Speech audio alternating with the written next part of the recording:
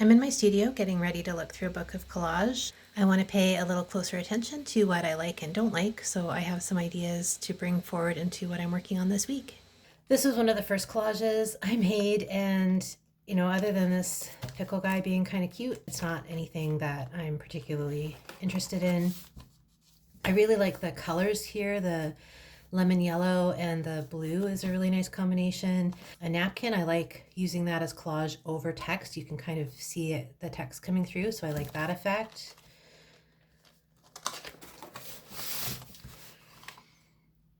This background is from a gel plate, and I liked using that as the sky. I also like the effect of the sort of sky being made up of different collage pieces. There's not really a whole lot I like about this one.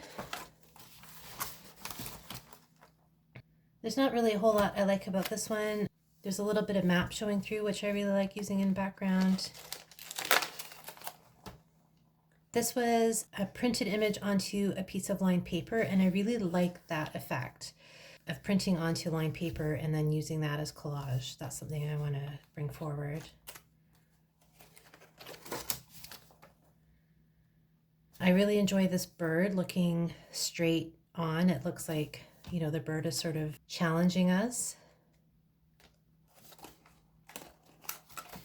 I cut this one in two to fit, and I actually really like that effect. I don't know how I would apply that to other work though. I wasn't too interested in the background. I do like the figure looking off frame, and I like how this was an image that came through the paint and it happened to sort of fit around the moon, so I drew it back in, and I like that idea of having like a creature around other objects and the sort of play with scale there.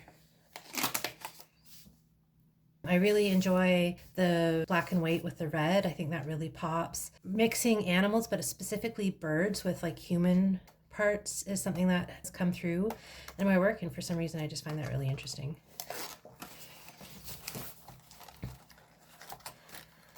And I like the figure coming towards the edge of the frame, looking off frame. I don't really like this stencil or the collage work there. There's not a whole lot here I'm particularly interested in. This was a gel plate print. I like the texture here, that it's not really a clear image, but I don't particularly care for the colors I chose.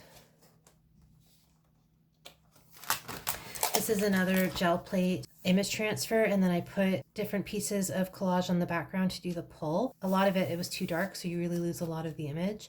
So I don't like how this turned out, but I like the idea of using kind of scraps to pull the print. Same here. I tried to lighten it a little bit, but I still think a little bit of the image gets lost.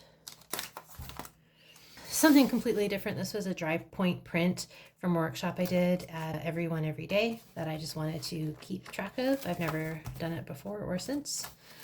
And then I'm starting to get into some experiments I was doing where I did like a mixed media background with a lot of book pages, collage, and then random marks. And then I was trying to put faces over top.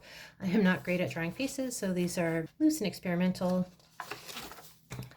But I really like text coming through as sort of a skin texture. I like playing around with characters' eyes being different sizes. That's intentional. You can see again here. I really like the words coming through. This actually turned into a series of 5 pieces that I sold, where same thing, I was using the back as collage kind of book pages and marks, and then collaging these little creatures on top, and then putting kind of like a protest slogan on top. So this was one of my trials. They ended up a lot brighter than this, but this is the idea for that series. It was called Show Up. Oh, here's another one. This is a drawing of Peggy's Cove that I did for the Winsor Newton postcard promotion. I actually am not that crazy about it. It's a very safe, simple watercolor. I was really blocked on what to submit for that, and so I went with kind of a cop-out. Peggy's Cove is very touristy, and then just like a very simple watercolor drawing. So that was my sample. I redid it for the postcard, and I don't know. It's fine. So this is starting to come into The project I'm doing about my grandmother, these are images of her when she was a young woman and a child, and I had more of those backgrounds. I was using those and then trying to do image transfers on it and just trying to see what kind of quality I wanted for the image transfer. So in this one, it really kind of fades into the background, and then I was trying to put some paint down to see if that would kind of make the image pop more. So I don't love these as pieces, but I do really like kind of what I learned about doing these image transfers and how I might start to incorporate these into some pieces. So going through that book gave me some ideas of things to kind of bring forward into my work. Using more book pages and maps as background textures I really enjoy, although I can probably do that with a bit more intention, finding specific book pages or maps that are relevant to the project I'm working on or other family documents. I really enjoy the kind of model texture of image prints and things maybe not being super clear. I really enjoyed mixing up the scale of things and sort of combining things like having the bird and human images come together, although I don't know how I would apply that to my family history project, but you never know. Some of the colors I like working with and just some of the effects that I enjoyed from those. I now have a list that I can take and keep in mind as I move forward and keep playing around.